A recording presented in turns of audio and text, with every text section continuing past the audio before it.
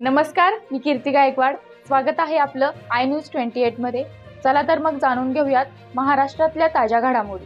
सार्वजनिक आरोग्य विभागाचा आकृतीबंध तात्काळ लागू करावा। सांगलीचे आमदार धनंजय उर्फ सुधीर दादा गाडगीळ यांनी विधानसभेच्या अधिवेशनामध्ये या प्रश्नाबाबत औचित्याचा मुद्दा उपस्थित करून केली मागणी। महाराष्ट्र राज्याच्या सार्वजनिक आरोग्य विभागाच्या हिवताप इतर विभागाचा वर्ग 3 कर्मचाऱ्यांचा आकृतीबंध सन 2006 मंजूर झाला होता। 20 वर्षाच्या आकृतीबंधावरच अद्याप काम चालू आहे। त्यानंतर महाराष्ट्रामध्ये प्रचंड लोकसंख्या वाढ झाली, नागरीकरण झाले, मात्र कर्मचाऱ्यांची संख्या तेवढीच राहिली। त्यामुळे आरोग्य कर्मचाऱ्यांच्या कार्यक्षमतेवर परिणाम होत असल्यामुळे सांगलीचे आमदार धनंजय महाराष्ट्र राज्याच्या सार्वजनिक आरोग्य विभागाच्या हिवताप इतर विभागाचा वर्ग 3 कर्मचाऱ्यांचा आकृतीबंध सन 2006 मंजूर झाला होता। 20 वर्षाच्या आकृतीबंधावरच अद्याप काम चालू आहे। त्यानंतर महाराष्ट्रामध्ये प्रचंड लोकसंख्या वाढ झाली, नागरीकरण झाले, मात्र कर्मचाऱ्यांची संख्या तेवढीच राहिली। त्यामुळे आरोग्य कर्मचाऱ्यांच्या कार्यक्षमतेवर परिणाम होत असल्यामुळे सांगलीचे आमदार धनंजय उर्फ सुधीर दादा गाडगीळ यांनी विधानसभेच्या अधिवेशनामध्ये या प्रश्नाबाबत औचित्याचा मुद्दा उपस्थित करून सार्वजनिक आरोग्य विभागाचा आकृतीबंध तात्काळ लागू करावा अशी मागणी केली।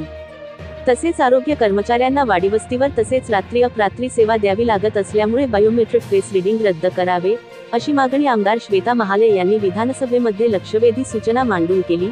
तसेच भाजपाचे महामंत्री आमदार संजय केनेकर यांनीही आरोग्यमंत्री प्रकाशजी आंबेडकर यांना व मुख्यमंत्री देवेंद्र फडणवीस साहेब यांना पत्र लिहून बायोमेट्रिक फेस रीडिंग उपस्थितीबाबत आरोग्य कर्मचाऱ्यांच्या वर होत असलेला अन्याय दूर करावा अशी मागणी केली।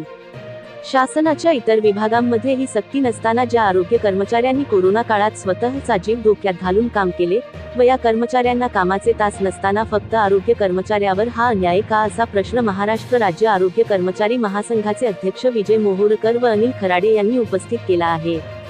यावेळी राज्य आरोग्य कर्मचारी महासंघाचे कार्याध्यक्ष इकबाल जमादार, सांगली जिल्हा कर्मचारी महासंघाचे अध्यक्ष भूषण हिरेमात, सांगली जिल्हा आरोग्य सेवक सहाय्यक संघर्ष समितीचे श्री चेतन सूर्यवंशी मिरज, तालुका अध्यक्ष मेजमोहन शिरदवाडे उपस्थित होते।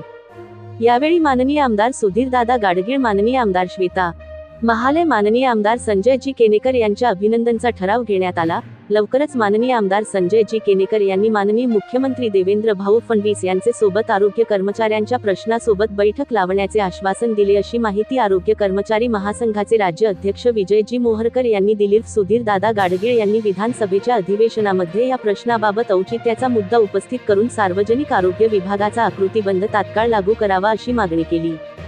तसेच आरोग्य कर्मचाऱ्यांना वाडीवस्तीवर तसेच रात्री अपरात्री सेवा द्यावी लागत असल्यामुळे बायोमेट्रिक फेस रीडिंग रद्द करावे अशी मागणी आमदार श्वेता महाले यांनी विधानसभेमध्ये लक्षवेधी सूचना मांडून केली।